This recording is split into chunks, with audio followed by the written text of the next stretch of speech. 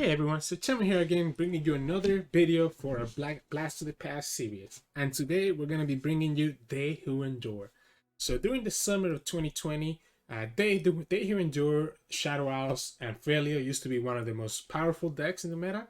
And part of the reason is because back then, that was before Target. So you had no Hush, and that was before Bando City. So you had no Minimorph, right?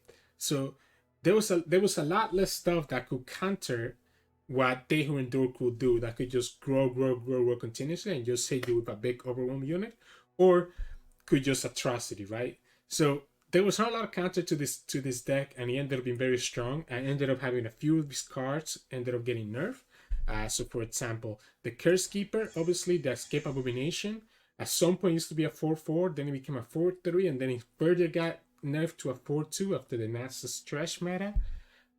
Obviously, you had Caretaker, was a 2/1. This got more nerfs during Nasus Stress, and not really due to They Who Endure. So Atrocity became a 7-mana card. One of the key reasons why this deck was so good is because on turn 13, you could play a They Who Endure who already had like 15 sits in attack, and on the same turn you could just Atrocity. And because you didn't have Hush, and because you didn't have Minimorph, there was really not a lot of counter except for Deny back in those days. So people were really annoyed at how easily you could pretty much just one-shot people after you got enough buffs in the They Who Endure. And the whole deck kind of plays a lot like Nasus Trash. So this was the Nasus before Nasus Trash became a thing. Because this deck kind of does the same thing. You're using all your Shadow Owl tools that kind of kill themselves to be able to get all the triggers that you need to buff up the They Who Endure. So obviously we have a Ravenous Butcher with the Curse Keeper combination, which has always been great. We do the Bark Beast, Omen Hawk, Sentry. So the Sentry is a kind of a way to also judge our win condition. The other units is because one of the ways that this deck won was by going super wide and being able to just chip damage, and then try to finish up with the They Who Endure Overwhelm or the Atrocity, right? So Omen Hawk, Bark Beast let you kind of do that. You have Elise again to kind of do the chip damage. Your Glimpse to be able to draw is one of the best draw engines, especially back then. Icebell Archer obviously still was good to be able to stop some attacks that people were doing. Balefeast was able to ping the opponent's units, kind of way to protect yourself. Blighted Caretaker helped out in advancing your level of condition and also giving you that wide board that I was just speaking about, right? Because you can sacrifice your Curse Keeper to be able to then have a 4 attack unit attacking, the 2/1 that was the Blighted Caretaker, and have 2 saplings to drag out defenders away from the units that you want to attack. Kalista, obviously, just there. She could level up here pretty quickly because of how many self-sacrifice you have. A really funny tech that used to be played a lot back then was Neverglade Collector, because you're killing so many of your units and you're generating some units with Caretaker, Elite Spiders, etc. You could play Neverglade Collector to kind of just ping enough damage from your opponent, because again, the whole point of the deck is that you can go so aggro in the beginning and do so much small damage that then you could finish up with Atrocity, Neverglade Collector, or They Who Endure, right? Fury of the North is another way that you could push lethal damage before the opponent expected it. And then Atrocity and They Who Endure obviously are your big finishers. So no kind of reason to talk a lot about that. Again, this deck didn't directly receive a lot of nerfs, right? So some of the self-sacrifice package did get nerfed. So Blighted Caretaker, Curse Keeper like we talked about, Atrocity like we talked about. Actually, Fury of the North used to be a 4/4. So it used to do +4/+4 instead of +3/+4. This is one of the reasons that it got nerfed as well. Because the 1 damage used to actually matter. But he ended up getting indirectly nerfed by the release of Hush, right? So when Targon came out, Hush used to be a 2-mana spell that used to like replenish itself. So like you used to play 1 Hush for 2 mana and it would create a fleeting copy of itself. So Hush completely destroys this deck, right? Because then it just sends the They Who Endure back to being a 1/1. And then obviously as the more cards get released, you know, Shurima has a card that removes the keywords as well. And then you have Bando City now that has many more. So there's just too many counters now for They Who Endure for it to be really impactful the way that it used to be, right? So yeah, really fun deck back then. Really strong during that summer. But a little bit not strong anymore if you run into Target or into Bando City, as you'll see in some of the games that we're playing here today. But anyways, hope you enjoyed the gameplay. And if you like the content, please make sure to subscribe. I'll see you all at the end of the video. Bye. So in this matchup, we'll be going up against Anivia. So this is going to be pretty bad for us because they'll be able to just freeze our Dehu Endor, right? So how can we get like a lot of value from Dehu Endor? I do like keeping the Kalista. I think it's really nice actually. I think I want to kind of get like a more early curve though. So Kalista and Omenhawk is gonna be a nice start. Double Glimpse is not amazing, but also not the worst thing in the world. I think the only way that we win this though is by kind of like going as fast, like do as much damage as we can. What we can try to do is do the Sentry and do the Kalista next turn. And if he avalanches, then we get 2 progress level up towards the Kalista. Okay, so he decided not to avalanche, which is fine. We can just play the Kalista anyways. And at the very least, we'll probably get 4 damage in, right? So here, if he does a Tavern Keeper this early, I think I'm okay with that. So he's gonna just commit to the bots. Okay, that's fair. That's good for him, right? Because it means that he doesn't have to worry about Kalista leveling up. We don't care about a unit dying. Again, we're trying to get as many units to die as possible so that we can potentially level up. I mean, get the Dehu Endor as high as we can. The problem is, of course, that the opponent will just be able to kind of do whatever they want with us, right? Because our hand is like very, very awkward. I like the idea of the Blighted Caretaker instead of doing the other one.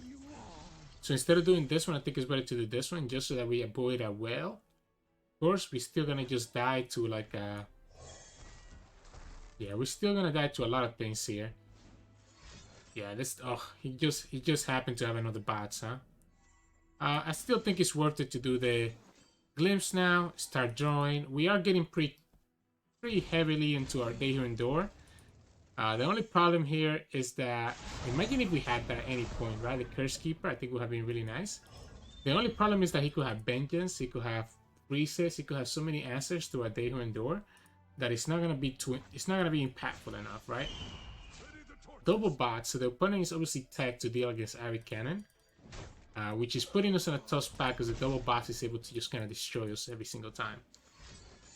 He gets the champion, so he's gonna get here the Anivia.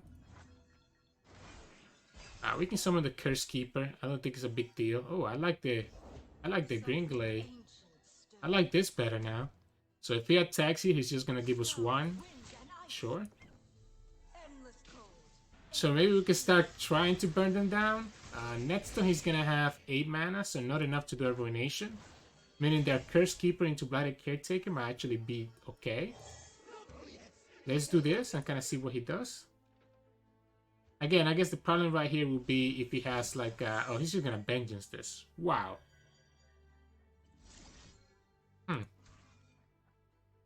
Probably want to do the Blighted Caretaker, right? Yeah, I think it's fine to do the Blighted Caretaker. We can pull the Anivia out of the way. Pull the Anivia out of the way. And push some damage that way. We push 7 damage. I guess he could have Biofeast to get one of the saplings, meaning that he'll be able to block. He already used 1 Biofeast, right? But he happens to have the second one. Opponent just happens to have everything that they need, huh? I guess we might as well do it like this. We only gotta push 1 damage in. He just needs to open attack next turn. Kills both of this. He should open attack before he can summon the Kalista. We still don't have Dehu Endor, but again, it's just gonna die to the freezes. There's the Dehu Endor there. Sure. I'm gonna do Kalista first. Yes, I think I'm gonna do Kalista first. I'm gonna do Kalista first just to see what they have. Dehu Endor is pretty heavy right now. The problem with Dehu Endor is that if he Ruinations us, we're kinda in trouble. So maybe we open up with the Elise first and kind of see what the opponent has. Yeah, because the problem Ruination is a little bit too scary for us, right? We can potentially kill that Anivia depending on what the opponent does. Yeah, I'm very scared of the Ruination. We can kill the egg, right? If he does the Ruination right here, we can kill the egg. The problem is that the Ruination here means that... Yeah, that's the Ruination, right? Yeah, we can just kill the egg. We do it after just so that he cannot do the gluttony, right? Probably the better idea was just to pass there and force them to just waste their mana. Yeah, sure. You can do your glimpse. I was afraid of the gluttony, that's why I didn't do the Battlefield before, but he can just glimpse before that, right? So now we just have to hope that he doesn't have another way to summon the Anivia, and we kind of run out of resources here. Kalista is not going to be enough. I'm not scared of a Harrowing. A Harrowing gives him a lot of units, but not really enough. Yeah, I think the opponent has the Harrowing in their hand, and that's what they were trying to do there. But I don't think I mind it too much. Let's see if we can get another Day Window, but again, it's very likely they have Vengeance or have the second. So I don't think this is never gonna do enough damage. Because it's very likely that they have a freeze or have other ways to be able to deal with Day Endure. Okay, that's good. I mean, that's one less card we have to worry about.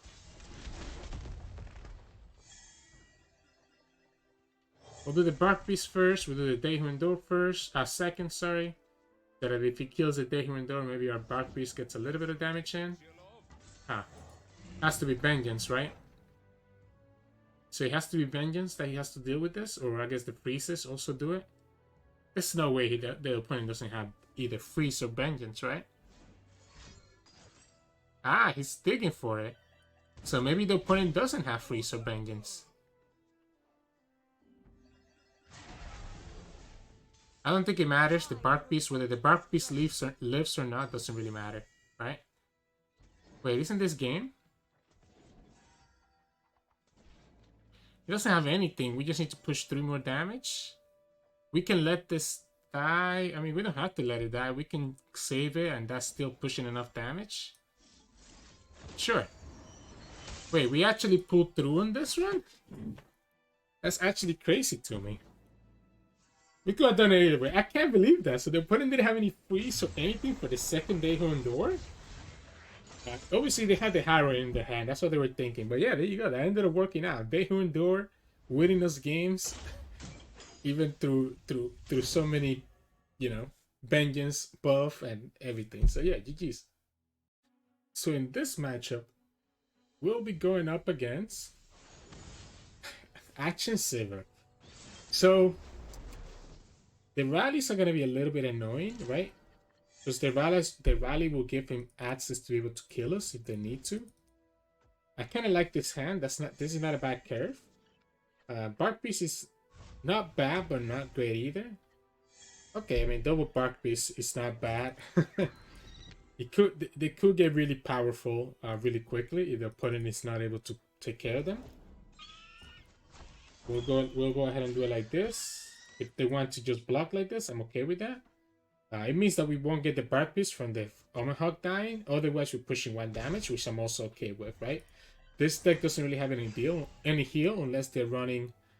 And now we have a Battlefield. So if he does like... Quick hands make quick work. What about we just do this? I don't mind doing the Battlefield right here. I think Battlefield is really good right here. Because it's like... We take away that 2 damage that he just did. So that delays him a little bit. He decides to attack with that, which means that now he doesn't have blocking for the rest of this. That's so good. We can do the Curse Keeper and do the Bark Beast. And just okay, so he's not gonna react to this, so he's gonna let us push 3 damage. Okay, I mean that's okay with us. Again, we do play Atrocity here, and obviously we're just waiting for a big Day Endure, which the opponent shouldn't have a way to deal with one that's too big. So, yeah, okay, that's a little bit annoying. I'm surprised he didn't just... Oh, I know what he's worried about. He was worried about the Ravenous Butcher. So the Ravenous Butcher is... I guess I understand why the opponent is worried. We can just summon the second Bark Beast, so that when this one dies... We still have the second one. Cool. We do the Blighted Caretaker next turn. Be able to pull both units and be able to push a ton of damage. We have a full bore that's able to push a lot of damage through the opponent. Unfortunately, he's going to be able to level up that Sivir here very quickly. We're going to be able to push 9 damage. Okay, I mean, if you want to do it like that, that's okay. So the problem with him doing this is that we can just pull this 2 over here. And now for him to block any of these 2, he's going to have to sacrifice the Sivir. If he blocks the Private Caretaker or the Tomahawk, he's still taking more damage, right? Yeah, so he's going to have to sacrifice the Sivir by doing this. I'm actually willing to kill the Sivir if he just does like a sharp sight. That's all. Okay, so he decided not to do it this way. So if he's going to do it this way, then I'm willing to leave the Fury of the North for a bigger attack turn and later down the line. Yep, I'm okay with this. So now we can do a surprise lethal using the Fury of the North on our next attack turn, being able to pull with the Blighted Caretaker again. Sivir's not leveled up yet, so not too concerned about her just yet. I guess he could have the rally here. That would be, oh my goodness, another Blighted Caretaker. Maybe a little bit too much. Yeah, so here it could get a little bit annoying, right? Let's say they get let's say he gets like Fearsome or the Overwhelm.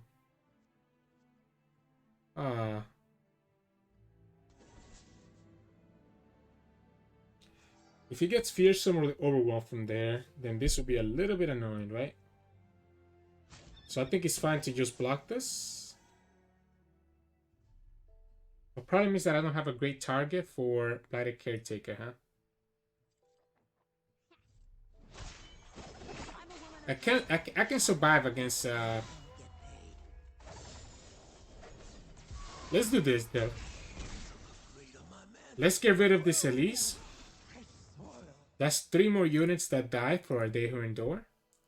If he has the rally, we still have Fearsome blockers and we can buff something. So assuming he has the rally here, as long as he doesn't get Fearsome or Overwhelm, we're okay. We're also still at 11. Yeah, okay, he got nothing useful.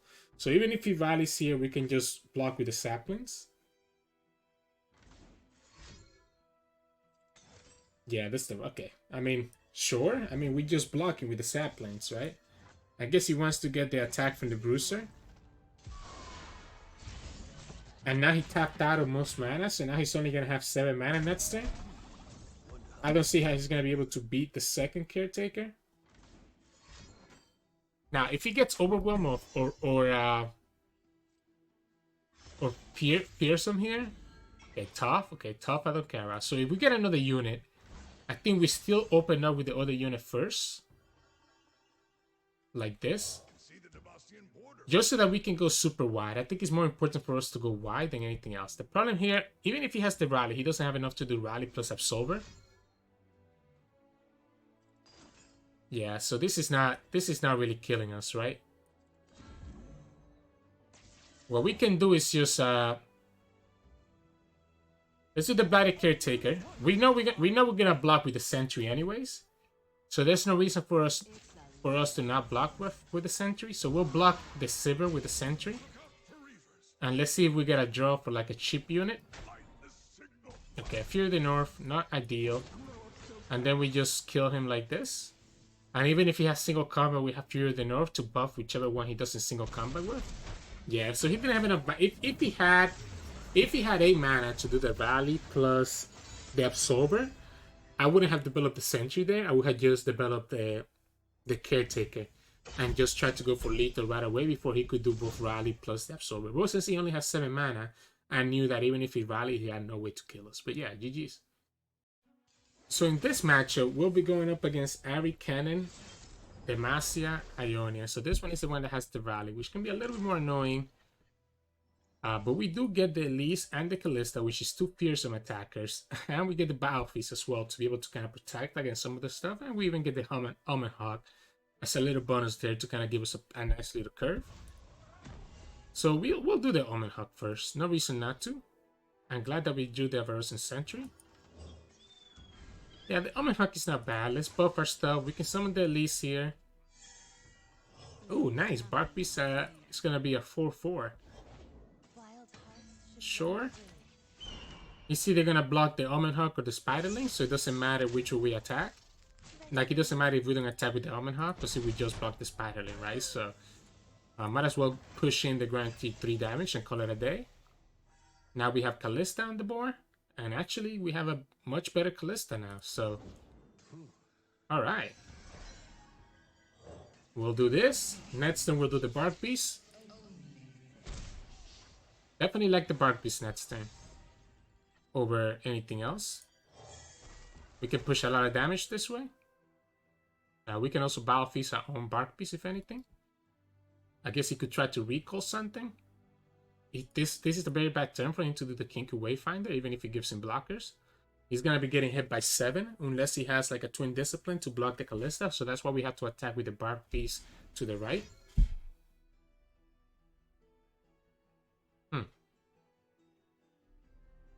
Yeah, so if, depending on what this is, if he didn't, you know, it looks like he's going to do a stun. Okay, so the stun, that's pretty good.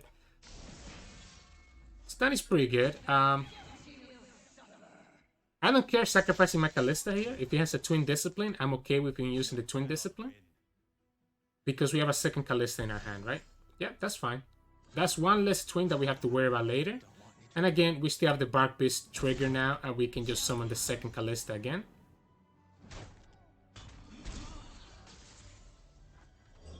Cool.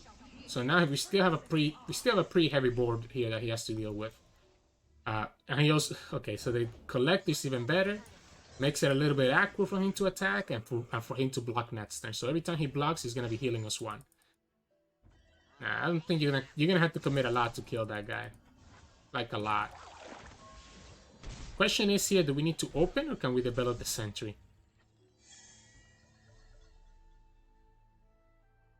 I kind of like developing the sentry. I really like developing the sentry here. Because if he does like a homecoming, we have a Battle Feast to counter it. Okay, fine. I mean, he gets the stun again. Which does make our Kalista attack a little bit awkward. We could push 4 damage there with the Kalista.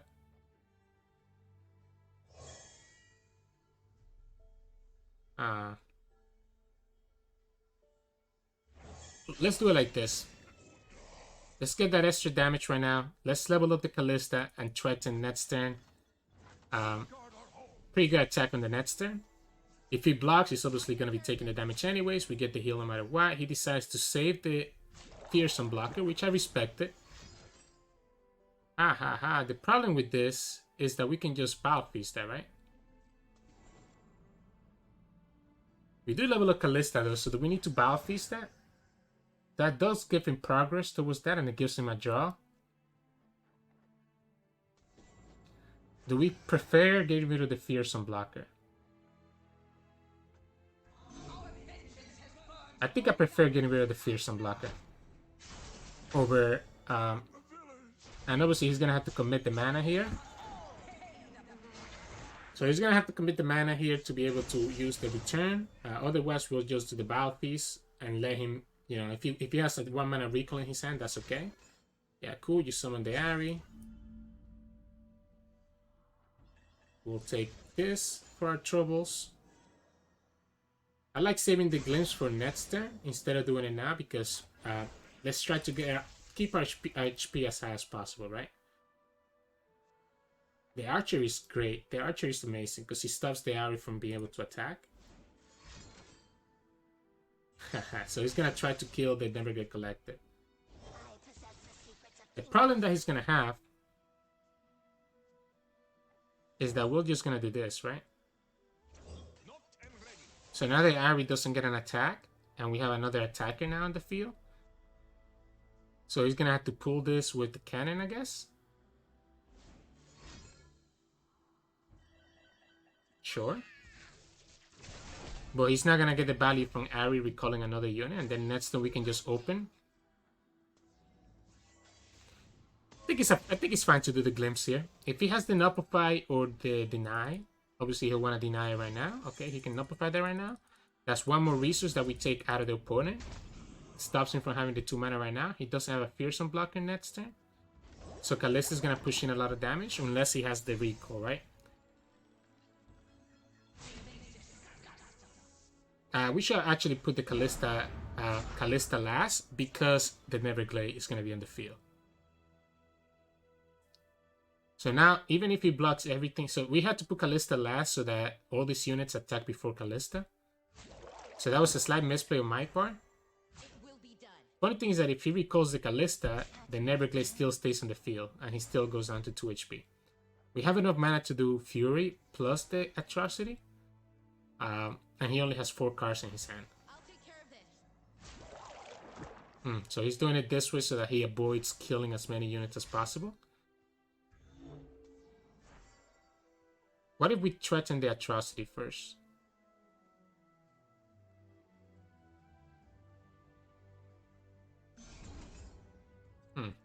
And in Lightning Rush. That doesn't do anything. That's still in 2, but you're still going down to... Did we just do the Fury here?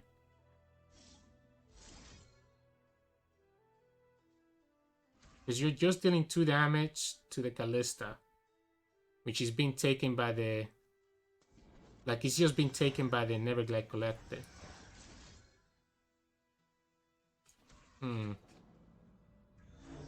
What's more damage? Do we put on... I think it's more damage if we put on the Kalista, right? Because we can Atrocity her if he tries to respond to this.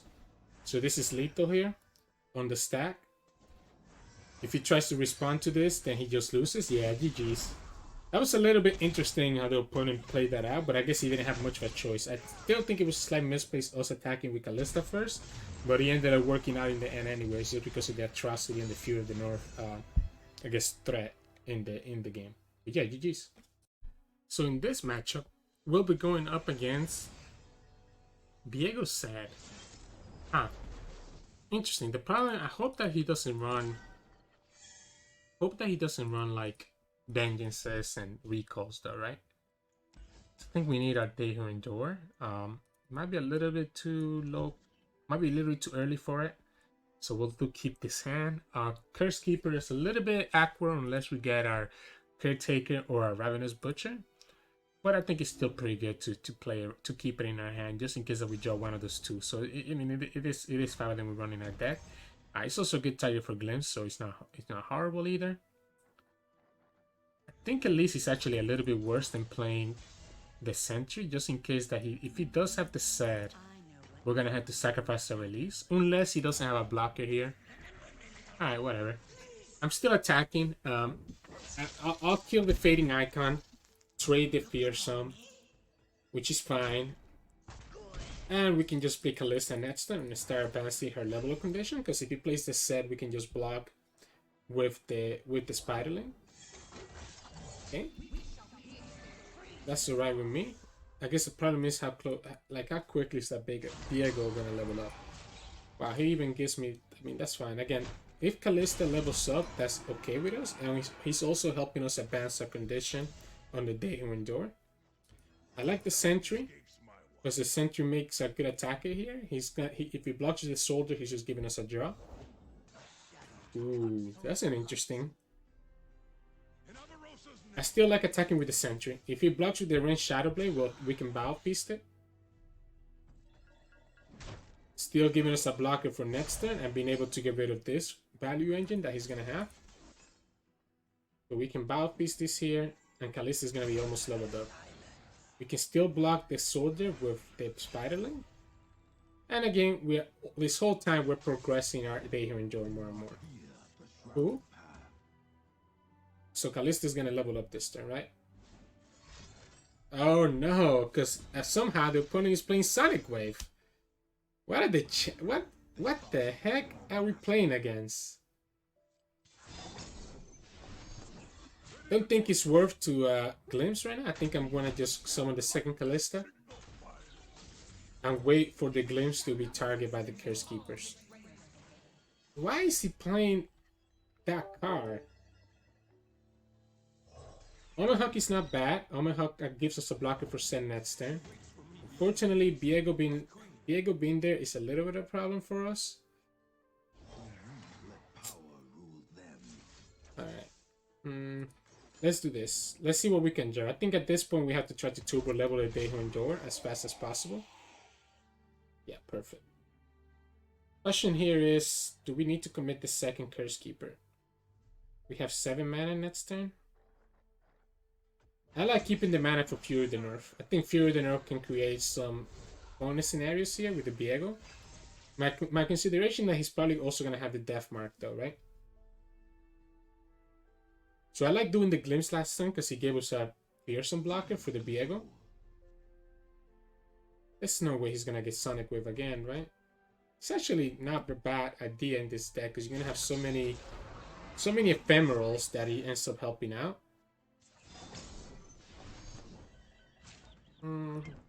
Sure. I mean, I guess it doesn't matter, right? We can just do it this way. I like the idea of threatening the Viego. having him commit something to save that Viego. So he has to commit something to save Viego right here. Otherwise, he's gonna lose the Viego, which I think is gonna be one of our biggest ways that we're gonna lose this game. Because Viego is gonna level pretty quickly just because of the ephemeral attackers, right? Because here he's already getting 5 plus another 3 from the encroaching mist that is gonna get summoned. So he's really gonna be at 12. So if we can not kill that Viego, it's gonna be very likely that we're gonna be in a lot of trouble. Now he could have Vengeance, he could have Twin. He has multiple ways to save the Viego right here. Question is if he's gonna do it or not.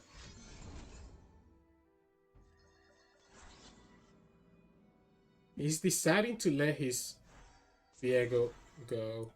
So we can let this go. So that Kalista levels up anyways. And maybe we can glimpse now. So now Kalista's level up. We know she's gonna die anyways, right? So I think I'm okay glimpsing right now. I just wanted her to level up first before we committed the glimpse. And then next turn we can do the Day Who Endure and start putting some pressure that way. Okay, he's gonna decide to deny that. I think that's a huge commitment. I like the idea of doing the Icebell Archer here. It's for us to have another blocker next turn, because we're gonna spend all our mana this turn doing the Day Who Endure, right? So we can do the Day Who Endure here. And still have a blocker next turn in case that he has a way to deal with this guy. So the Iceberg Archer is more there as an insurance that we don't just die to like a random big attack, especially now that he shows that he has the Hydrobind, right? Because he's gonna be pretty wide on his attack next turn. The Hydrobind is gonna be doing a lot though. That's the only unfortunate part. Having level up Kalista is pretty good. I like doing the, I was gonna say, if it doesn't open, I like doing the Sentry. Otherwise, we're still gonna do Sentry plus Day Who Endure and see what happens. So he's gonna try to challenge that. So he's trying to go for lethal here, which is what I was talking about. Why I feel like the Icebell Archer was so important for us to get, because he's gonna try to drag that. He's gonna be doing 7, 12. Yeah, that's gonna be enough actually. Now, we don't get Atrocity, so unfortunately we can't stop this. And that's the game. Yeah, well played by opponent. I mean, that's why I figured that I needed the blockers. Unfortunately, he was able to do the glimpse that stopped us from drawing. And maybe we needed to... Turning in the Viego, I think, was the right play, right? I don't see there's anything that we could have done there because we were not playing around the Sonic Wave. So yeah, GG's. So in this matchup, we'll be going up against Shyvanna Pantheon. So there are some scenarios where we can go really wide and be able to kill them in this matchup. Doesn't look like we have it though. I don't believe Kalista is ever gonna really level up, right? I like keeping the sentries as a way to like draw into our Day Who Endure. And I like keeping the Kalista because it is a threat that they're going to have to worry about. So I think in this matchup, we just have to try to get the Day Who Endure as fast as possible. And try to win that way. Please don't have the one drop faded. Dragon Shot? Okay, I mean, I'm putting the damage in. If he blocks, then that means that he's going to die to the first hit of the White Flame. If he doesn't block, then, obviously, he's okay. Jeez. So he's going to get a lot of draw, unfortunately, for us. We need to attack. We just need to open attack before the White Flame gets on the field. If he has the white flame, he's getting 2 draw, but he's not getting. He would need to have chain best, right? Because the white flame drops at 2 health, so he won't have enough attack to actually block the Kalista. So he doesn't have a blocker for the Kalista here. Wow, so he doesn't have anything. Alright. It's even better for us. So now we guarantee the 4. He should block with this, guys. I don't think he should greed out the white flame. Okay, yeah, I was gonna say. Okay, so I'm very glad I ended up developing, because otherwise I wouldn't have pushed 4 and he could have just done the hatching. So that kind of showed us he didn't have anything in his hand. Which is very good for us. Here we can do the second Bark Beast and have Glimpse and Omen Hawk. And the Bark Beasts are going to present a lot of damage to him, right? Because the moment that he plays a dragon here, he's going to lose both blockers. So us going wide will end up being very useful. Yeah, there you go. So we're going to start with the Bark Beast first. Because there's a chance that he could have single combat, right? And what we're actually going to do is that we're not going to block. So we're not going to block, because the way that we beat this deck is by going super wide. So we're not going to block, and we're just going to go super wide here. And I think I'm okay with this, right? I think I'm okay with this, because I'd rather do the sentry and just go super wide. And each of our Bark Beasts now is a little bit buffed up. We're attacking with... Even if he blocks 1 Bark Beast, we're doing 8 damage. Yep, and we just open.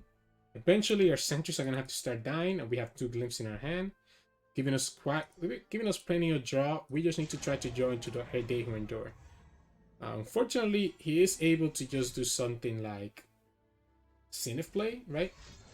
That would be pretty annoying for us. He's deciding to go single combat here. Yeah, Zenith Play would be really annoying for us, right? What about we just Glimpse this right now? Trying to see if I want to give him... Let's do 1 Glimpse. Let's do 1 Glimpse. Prevents the Fury trigger. If he has the 3rd single combat, then that's fine. Oh my god, we could do the 3rd Glimpse. Oh, this is huge. This is what I was hoping that I would have gotten like before. Because we can drag away his blockers, right? The only way that we lose is going to be with Zenith Blade. If he doesn't have a way to give that dragon overwhelm, I guess they could also have another one of the eggs, right? Of the dragon's hatch egg. Oh wait, sorry, the dragon's clutch, which could give the dragon overwhelm. So that is a consideration, I guess, that we have to worry about.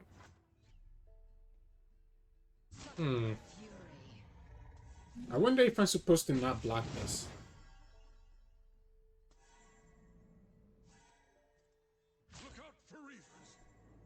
I think he's fine blocking it. I think I'm okay getting both heals, and let's refill our hand a little bit. The problem is if I don't get other units, right? There's another consideration we could have just presented the Glimpse there. Glimpse is probably better, right? Yeah, this is the They Who Endure. Problem is that my They Who Endure is a little baby. I like the Glimpse. I like the Glimpse here. He already committed 2 single combats. That's good. So we can play Bark Beast and next turn buff it up. If he has the rally, we can play the Battle Feast.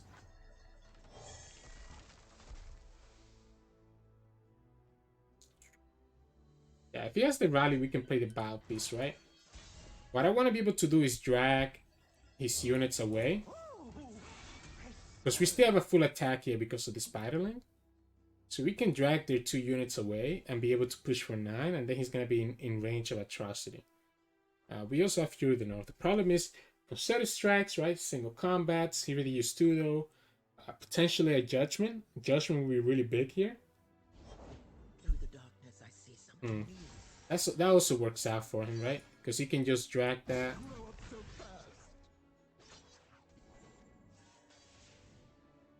I like it like this. Sits. Trying to see. We might need a Fury of the North to be able to protect against against an overwhelm, right? Like, what are the chances that we need that to protect against an overwhelm?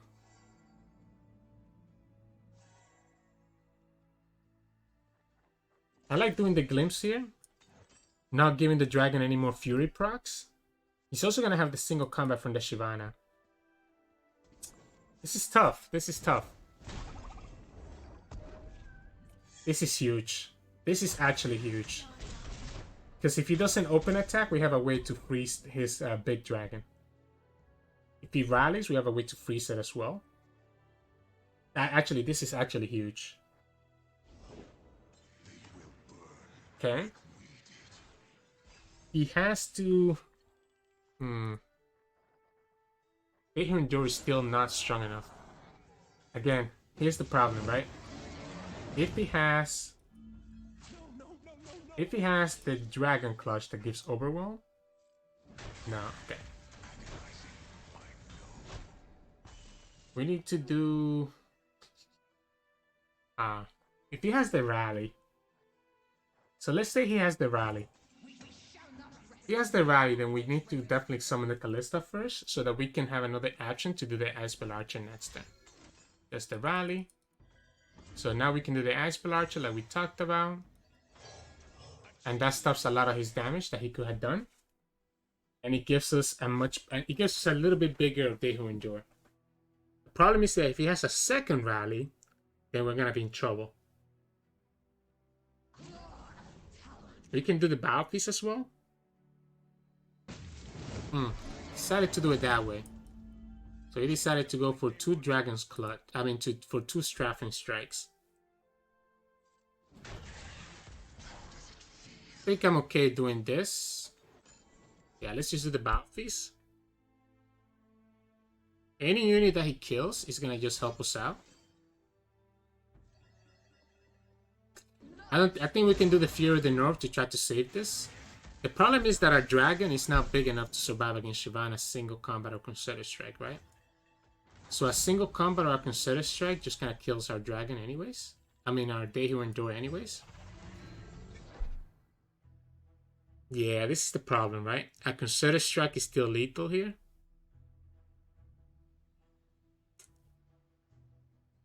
I don't think playing this card last turn would have done any difference. If he passes, I'm okay passing back. He's digging for the concerted strike.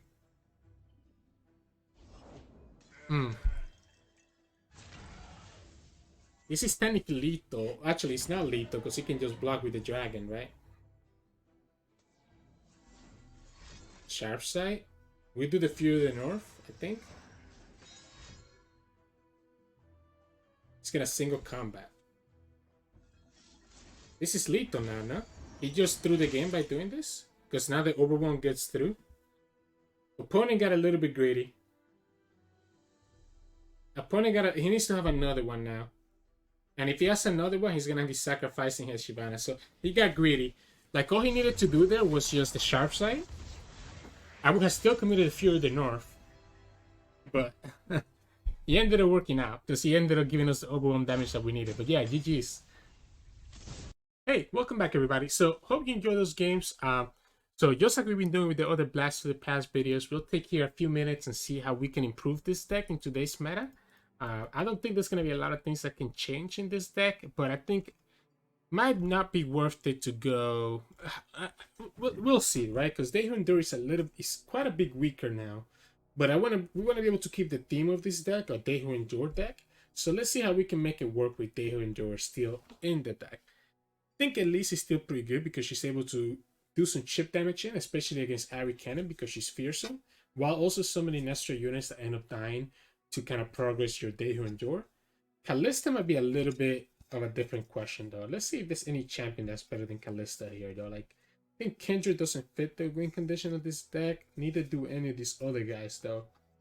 Maybe Viego wouldn't be bad. But does Viego make sense in a They Who Endure deck? I think it kind of does, because you're creating the miss. The problem is that because we're running the They Who Endure, you probably also don't want to do you probably don't want to have to play the Snapbind, which is 7 cost unit, right? Because you already have the They Who Endure in the deck. It's a little bit interesting. I do like the Viego though. It's not a bad idea. So maybe we put it here and then kind of consider it. Everything else doesn't make sense. I think the Butcher is fine at what he does. Bark Beast is okay. We don't really have a lot of spells to be able to slay, so the Sentinel doesn't make sense here. Let's see. I think Omen Hawk might be a little bit too weak in this meta now, so maybe we want to go with a different one drop. I just don't know what that one drop will be. Maybe if we do Wings and the Wave, we can just do 3 Butchers. So maybe we go to 3 Butchers and just do the Wing and the Wave. Because we have more targets to be able to trigger. And he also is able to self-sacrifice, right? So this gives us another trigger for the Curse Keeper to be able to advance. I definitely think 3 Sisters is a lot better than Fury the North now. It's a little bit more expensive, but it gives you the access to the freeze if you need to. I think the Sentry's okay. Let's keep the Keeper, even though I don't think he's that powerful anymore. Is Fading Icon a little bit better? No, I do like the Wings and the Waves. I like the Wings and the Waves to replace the Omen Hawk. So I think it's fine. Maybe Icebell Arch is a little bit too slow because of how many 1 damage pings you have. Mass Mother is kind of funny. I don't know if she's worth it though. Yeah, I don't know if Mass Mother is worth it. There's another version of the deck that runs Mist Rift instead of the Day Who Endure. But again, we're trying to keep with the theme of what was playable last summer. Sorry, I guess 2 summers ago now, and that was the Day Who Endure, right? Not the Mist Rift. So let's continue kind of just searching here what can make the Mist Rift specifically work instead of trying to go with a different condition there as we seen there. Wow, I like the idea more and more of Viego because you can like literally get rid of Kalista, do the Soldier, have Viego. Maybe we can get rid of the Nevergate Collector because he can be a little bit too slow now. And kind of go like this. The Nevergate Collector can be a little bit awkward sometimes, as you might have seen in those games that we play. So that's why I'm thinking that this is not a bad idea. Light Ravine and Avalanche, as good as they are, they're not great because a lot of our units don't have enough health to survive versus them. Obviously, we still do the 3 Atrocity, so if we do two Hood Indoor, Spirit Leech is a little bit awkward because it only has 1 HP. Yeah, I think we get rid of the Collector. I like the Viego idea here. Because Viego could be another target that we can do for Atrocity. Maybe we just go down to 2 Day Who Endure, or should we just stay at 3? Can we make this deck like really greedy and just do like, can we have Hydrobind fitting here? So make this more of an Elise Viego deck where you kind of just try to go big and be able to win that way. So I think we can go back to 2 Butchers maybe. I'm trying to think. So maybe Wings and the Wave can go away, although it is a great attack. It is a great target that you can hit to sacrifice your own units. The Caretaker may be a little bit greedy. So what are the last 3 cards that we can remove? I think just 2 Butchers is okay. No, I think maybe just 2 Wings and the Wave is okay. So we'll have 3 Butchers, 2 Wings and the Waves. Or maybe we just do 2 Butchers. Kind of do it like this. I do like the Butcher because you can sacrifice your own unit to trigger the miss from Viego and be able to do some chip damage that way. I think if we're gonna do 2 Hydrobinds, I think 3 Day Who Endure might be a little bit too greedy. Maybe we don't play the Hydrobinds, right? But if we don't play the Hydrobinds, then our miss are never getting big enough. I like the idea of just doing 2 Day Who Endure. No, but I think the whole deck kind of relies around Day Who Endure, right? So let's keep that theme of Day Who Endure being the key that we need to do. Battle Office is fine. 2 Hydrobind is okay, I think. It might be a little bit, like this might be really expensive, right? Maybe Blighted Caretaker can go down to 2. If we have something like this. I do like the idea of being able to pull things though with the saplings. But Caretaker being a 1/1 can be a little bit awkward sometimes. I think we just go to 2 Butchers. 2 Butcher, 3 Bark Beasts, 2 Wings and the Waves. And keep everything like this. So this is what I would do if I was to play this deck today. So still kind of keeping the same win condition of Day Who Endure, adding in an alternate win condition with Viego that you can target with Atrocity. And kind of still keeping like, hey, let's kill all our stuff, right? Maybe we don't need 3 sentries. Maybe instead of 3 sentries, we can do another win on the waves, but I do like the idea of being able to draw, especially with how expensive our hand is. We want to be able to not have like a super bricky hand. So I really like this. I think this is what I would do if I was to play this deck today. So hope you enjoyed this update here. Again, if you're enjoying the content, please remember to subscribe below. I also stream on Twitch Sirturmund, where I try to stream about 3 to 4 times a week. And if you want to see my reactions to the reveals and latest on Runeterra, make sure to go to my channel, click on the playlist called Card Reveals, where I'm doing short 1-minute YouTube videos to kind of talk about my reveal reactions. So yeah, hope you enjoy the gameplay and look forward to more of this Blast to the Past series. And I'll see you all in the next video. Bye.